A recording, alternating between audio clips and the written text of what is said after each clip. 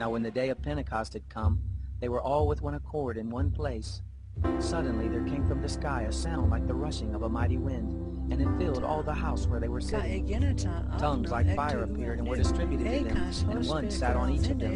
They were all filled with the Holy Spirit, and began to speak with other languages, as the Spirit gave them the ability to speak. Now there were dwelling in Jerusalem Jews, scholars, oxen in the sky, when they saw the multitude came together,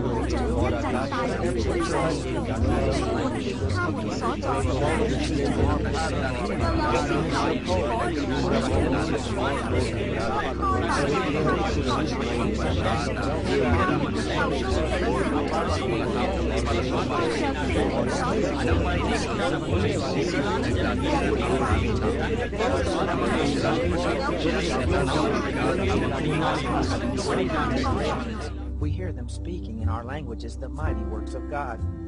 They were all amazed and were perplexed, saying one to another, "What does this mean?" Others, mocking, said, "They are filled with new wine."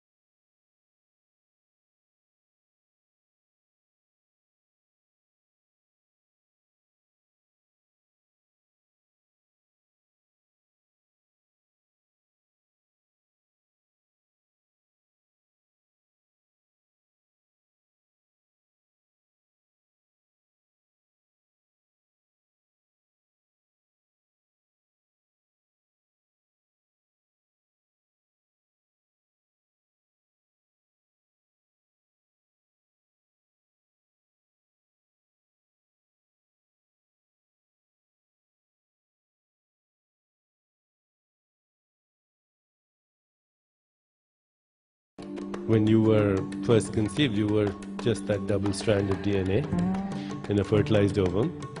It divided 50 times only. In 50 replications, you had 100 trillion cells, which is more than all the stars in the Milky Way galaxy. And each cell, it's estimated, does about 6 trillion things a second. And every cell instantly knows what the other cell does. How does a human body think thoughts, play a piano, kill germs, remove toxins, and make a baby all at the same time? And whilst it's doing that, it tracks the movement of stars and planets, because your biological rhythms are actually the symphony of the cosmos. There's an inner intelligence in your body, and that inner intelligence is consciousness. It's the ultimate and supreme genius which mirrors the wisdom of the universe.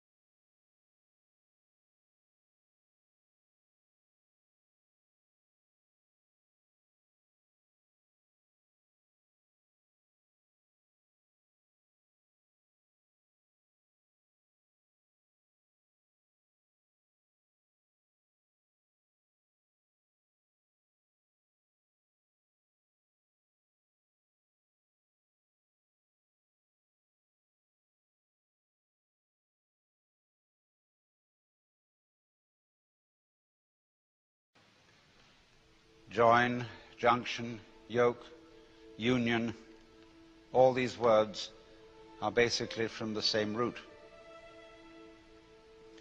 And so likewise, when Jesus said, "My yoke is easy," he was saying, really, my yoga is easy.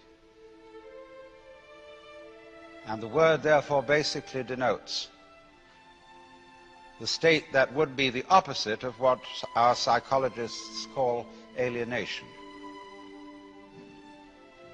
or what Buddhists call Sakaya Drishti, the view of separateness, the feeling of separateness, the feeling of being cut off from being. And most civilized people do in fact feel that way, because they have a kind of myopic attention focused on their own boundaries and what is inside those boundaries, and they identify themselves with the inside and don't realize that you cannot have an inside without an outside. That would seem, wouldn't it, to be extremely elementary logic, that we could have no sense of being ourselves, of having a personal identity, without the contrast of something that is not ourselves, that is to say, other. But the fact that we don't realize that self and other go together is the root of an enormous and terrifying anxiety. Because what will happen when the inside disappears? What will happen when the so-called I comes to an end, as it seems to? Of course, if it didn't, I mean, if things did not keep moving and changing, appearing and dissolving, the universe would be a colossal bore. And therefore, you are only aware that things are all right for the moment. I mean, I hope most of the people in this gathering have a sort of genial sense inside them that for the time being, things are going on more or less okay. Some of you may be very miserable.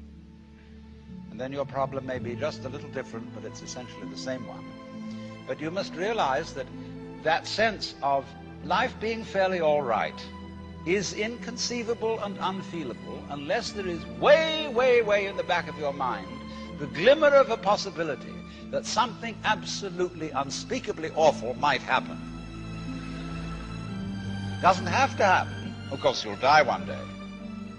But there always has to be the vague apprehension, the Hintergedanke, that the awful awfuls are possible. It gives spice to life. Now, these observations are in line with what I'm going to talk about tonight, the intellectual approach to yoga. There are basically certain principal forms of yoga. Most people are familiar with Hatha Yoga, which is a psychophysical exercise system, and that's the one you see demonstrated most on television because it has visual value. You can see all these exercises of lotus positions and people curling their legs around their necks and doing all sorts of marvelous exercises. And they're good exercises. The most honest yoga teacher I know is a woman who teaches Hatha Yoga and doesn't pretend to be any other kind of guru. She does it very well. Then there is Bhakti Yoga. Bhakti means devotion. And I suppose in general you might say that Christianity is a form of Bhakti Yoga, because it is yoga practiced through extreme reverence for and love for some being felt more or less external to oneself, who is the representative of the divine. Then there is Karma Yoga. Karma means action. And incidentally, that's all it means. It does not mean the law of cause and effect. When we say that something that happens to you is your karma, all it's saying is it's your own doing. Nobody's in charge of karma except you. Karma yoga is the way of action, of using one's everyday life, one's trade, or an athletic discipline like sailing or surf riding or track running as your way of yoga, as your way of discovering who you are. Then there's Raja Yoga. That's the royal yoga. And that's sometimes also called Kundalini Yoga. And that involves very complicated psychic exercises having to do with awakening the serpent power that is supposed to lie at the base of one's spiritual spine and raising it up through certain chakras or centers until it enters into the brain. There's a very profound symbolism involved in that, but I'm not going into that. And then finally there are several others. There's mantra yoga. Mantra yoga, which is the practice through chanting of humming, either out loud or silently, certain sounds which become supports for contemplation, for what is in Sanskrit called jhana. And jhana is the state in which one is clearly awake and aware of the world as it is, as distinct from the world as it is described. In other words, in the state of jhana, you stop thinking. That is to say, you stop talking to yourself and figuring to yourself and symbolizing to yourself what is going on. You simply are aware of what is. And nobody can say what it is because, as Korzybski well said, the real world is unspeakable. It's a lovely double take in that. But that's jhana. That's zazen, where one practices to sit absolutely wide awake with eyes open, but not thinking. That's a very curious state, incidentally. I knew a professor of mathematics at Northwestern University who one day said, "You know, it's amazing how many things there are that aren't so." You know, I mean, he was talking about old wives' tales and scientific superstitions and so on. But when you practice jhana, you're amazed how many things there are that aren't so. Because when you stop talking to yourself and you are simply aware of what is, that is to say, of what you feel, what you sense, even that saying too much, you suddenly find that the past and the future have completely disappeared. So also have disappeared the so-called differentiation between the knower and the known, the subject and the object, the feeler and the feeling, the thinker and the thought. They just aren't there, because you have to talk to yourself to maintain those things. They're purely conceptual. They're ideas. They're phantoms, ghosts. So when you allow thinking to stop, all that goes away. And you find you're in an eternal here and now. And there's nowhere you're supposed to be. There's nothing you're supposed to do. There's nowhere you're supposed to go, because in order to think you're supposed to do something, you have to think. And so it's incredibly important to unthink at least once a day, for the very preservation of the intellectual life. So if we stop that temporarily and get our mind clear of thoughts, we become, as Jesus said, again as children, and get a direct view of the world, which is very useful once you're an adult. There's not much you can do with it when you're a baby, because everybody pushes you around. You know, they pick you up and sit you there, they sit you there. And you can't do much except practice contemplation. Only you can't tell anyone what it's like.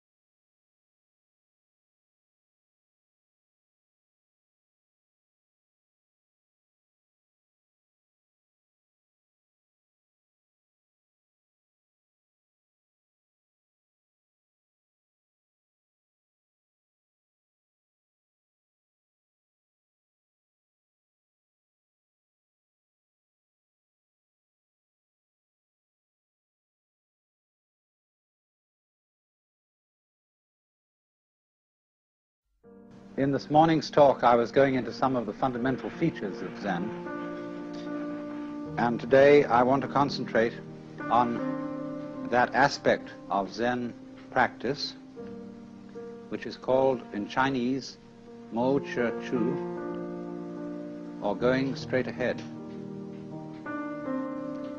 A master who was once asked, "What is the Tao, the way?" replied, "Walk on." Actually, go. As we say, go man, go. Go, go. And it is this aspect of Zen which is what is truly understood by detachment, or having a mind that isn't sticky and that isn't stopped at any point in its whole working.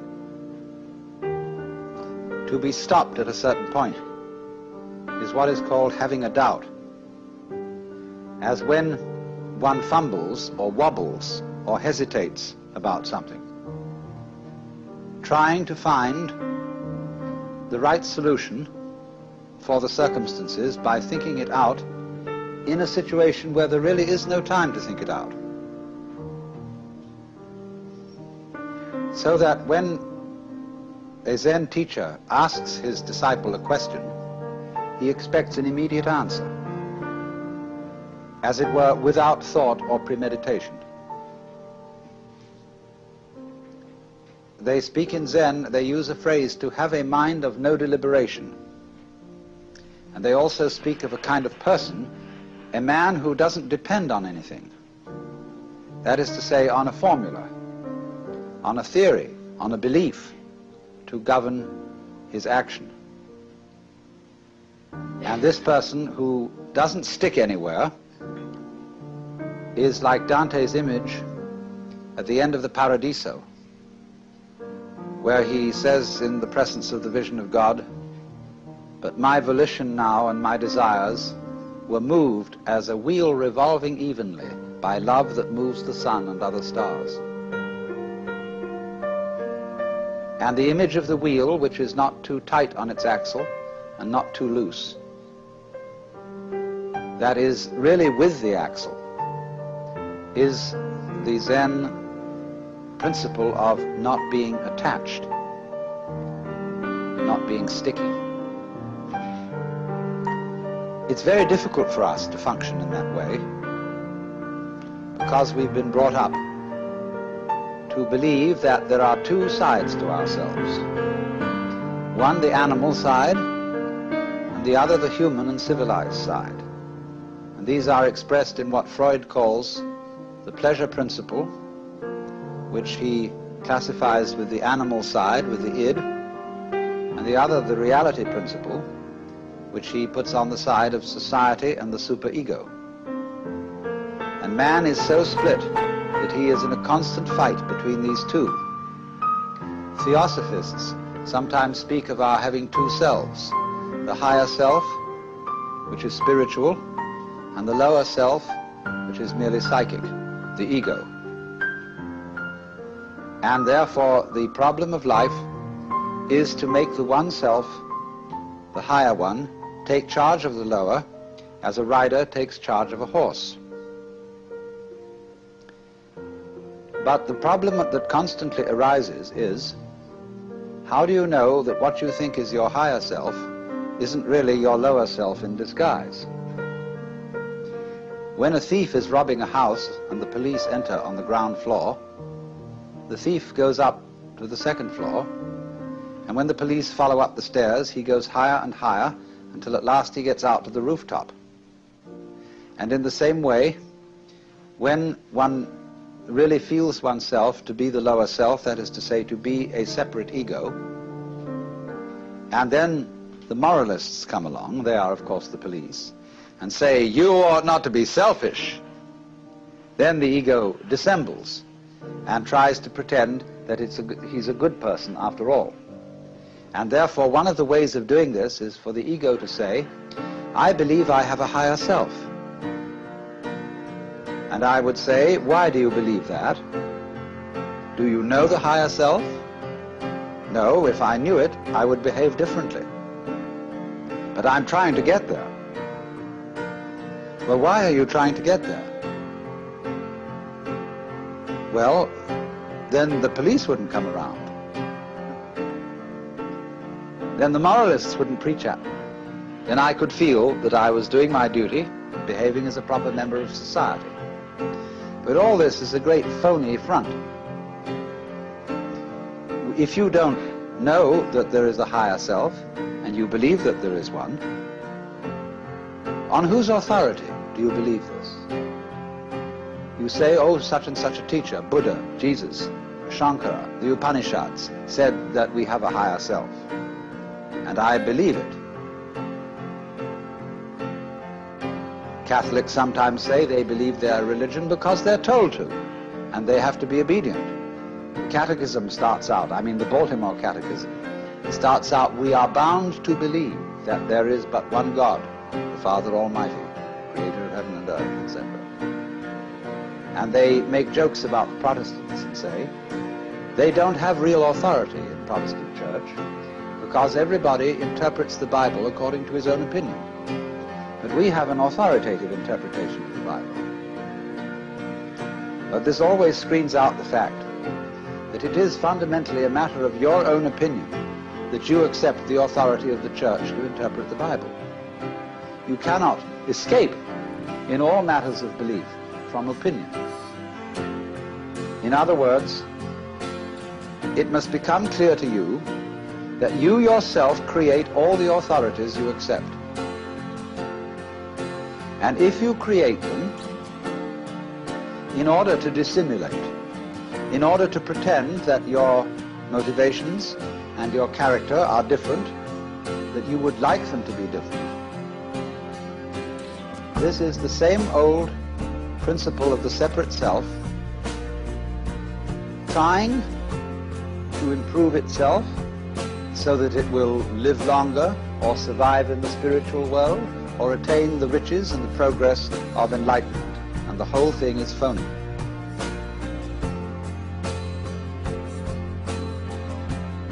So in Zen, a duality between higher self and lower self is not made.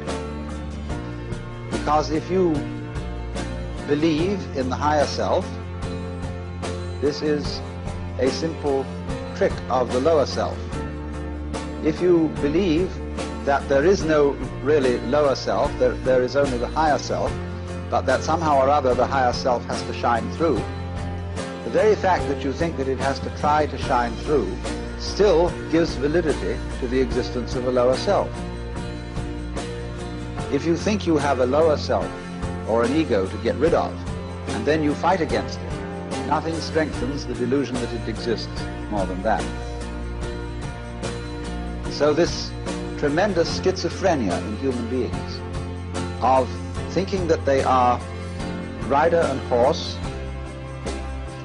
soul in command of body, or will in command of passions, wrestling with them, all that kind of split thinking simply aggravates the problem. And we get more and more split. And so we have all sorts of people engaged in an interior conflict which they will never resolve. Because the true self, either you know it or you don't. If you do know it, then you know it's the only one, and the other so-called lower self just ceases to be a problem. It becomes something like a mirage, and you don't go around hitting at mirages with a stick or trying to put reins on them. You just know that they're mirages and walk straight through them. But if you are brought up to believe yourself split, I remember my mother used to say to me when I did naughty things, she said, "Alan, that's not like you." So I had, some conception of what was like me in my better moments, that is to say, in the moments when I remembered what my mother would like me to do. And so that split is implanted in us all.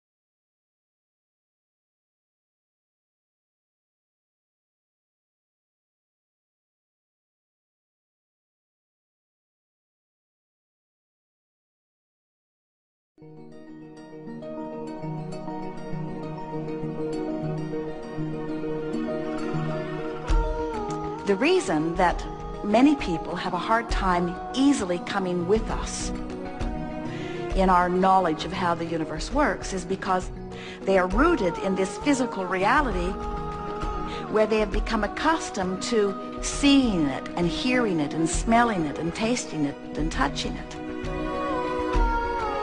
And so we suggest that the fastest way to all of the manifestations that they can see and hear and smell and taste and touch that would please them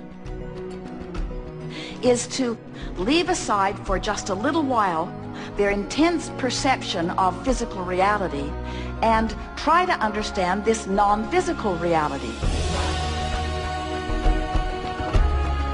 this vibrational reality. But the only way for you in your physical setting to even begin to explore this vibrational reality, you can't see in there, you can't hear or smell or taste or touch. You feel your way in. You feel your way in. It's an emotional place where you discover this state of being. That's what non-physical is like. It's a state of being, you see. And of course, we perceive all kinds of things, and we don't want you to think that it's boring in here because we are privy to everything that you are living. We can focus our beingness to this leading edge extension that you are all standing on and beyond. We not only see from where we stand inside your vortex all that you have lived that is the leading edge extension of this time-space reality, we get to see what you put into this vortex. And that's what we give our undivided attention to. So what the non-physical is like for us, it's where we get to stand in the knowledge of all of the wonderful things that all of you have put into your vortex of creation.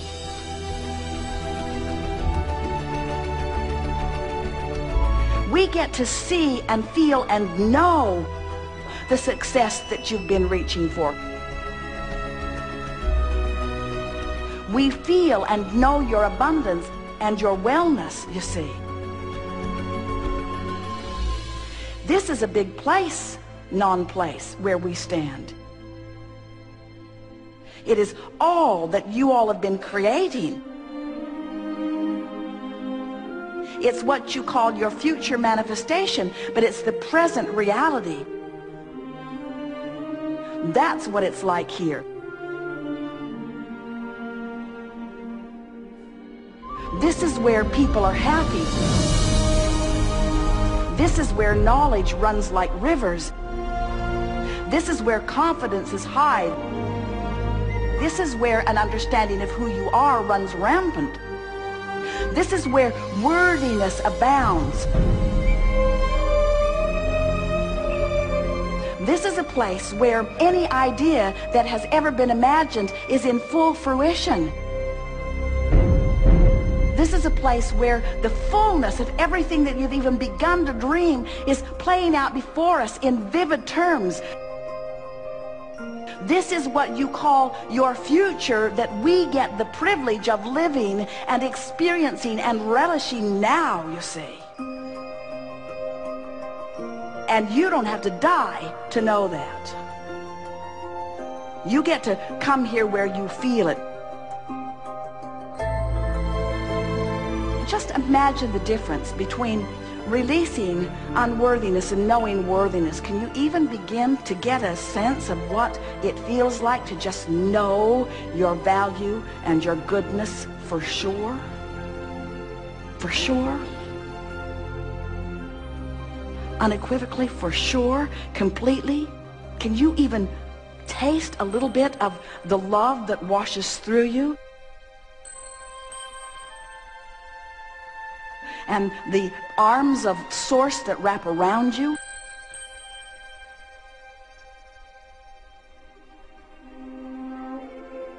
as you know the wholeness and the goodness that is you,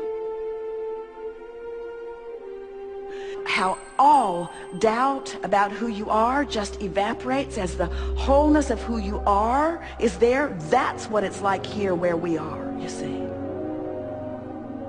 Wow, I can't wait. Don't wait. Come now. Come now. If I come now, will I be able to recognize you? How will I recognize Abraham?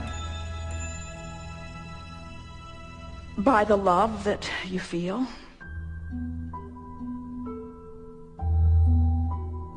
By the unconditional appreciation that we feel for you. By the intense interest in conversing with us. By the complete feeling of at oneness.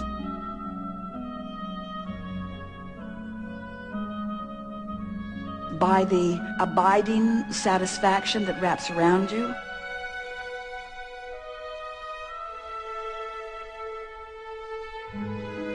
By a feeling of absence of tension.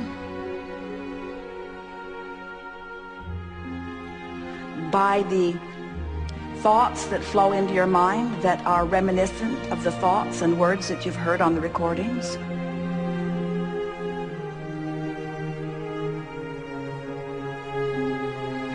In other words, you'll know us. We're vivid.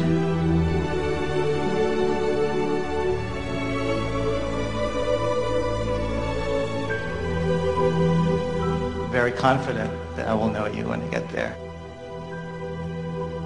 No question. Thank you so much.